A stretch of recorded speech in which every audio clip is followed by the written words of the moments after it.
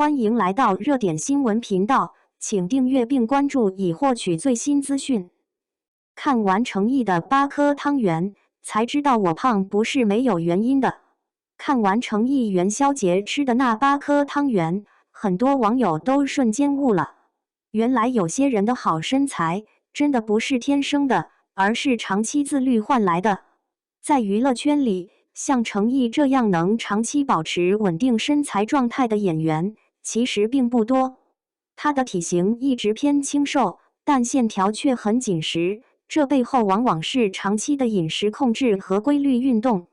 很多粉丝看到他元宵节只吃8颗小汤圆时，才发现，原来这份节日仪式感其实也带着明显的克制。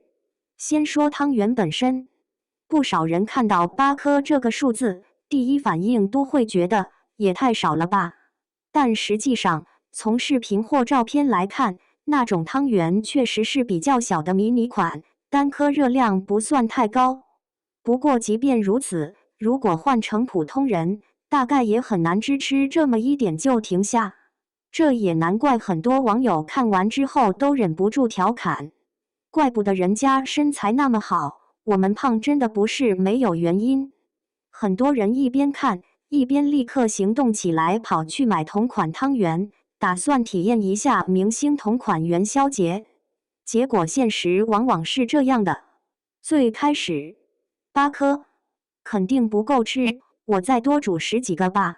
过了一会儿，看着好像还是有点少，再煮2个白煮蛋。再过一会儿，光吃这些没味道，再煮点火腿吧。最后一看锅里，汤圆、鸡蛋、火腿，一顿夜宵的规模已经完全成型。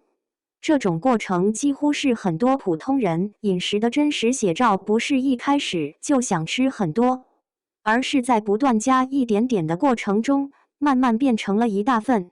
其实人与人之间在饮食习惯上的差异，往往就体现在一个很小的细节上，什么时候停。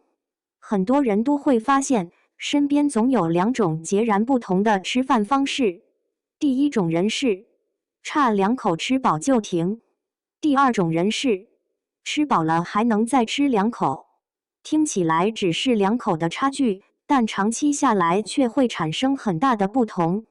有的人在快饱的时候就会停下来，大脑和身体都有一种刚刚好的感觉。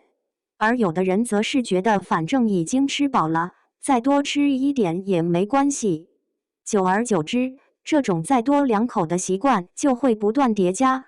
很多网友看完那段汤圆视频后也笑着总结，我和我哥的区别大概就是，他是差2口吃饱就不吃了，而我是吃饱了都还能再吃2口。这句话听起来像玩笑，但其实特别真实。像程毅这种演员，因为长期拍戏、上镜，对身材管理要求非常严格，所以饮食习惯早就形成了一种控制型模式。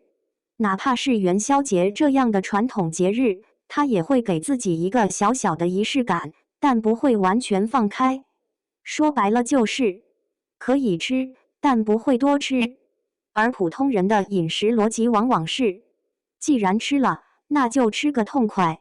当然，网友们更多还是用一种轻松调侃的方式来看这件事。毕竟生活里偶尔多吃一点，享受食物本身也是一种快乐。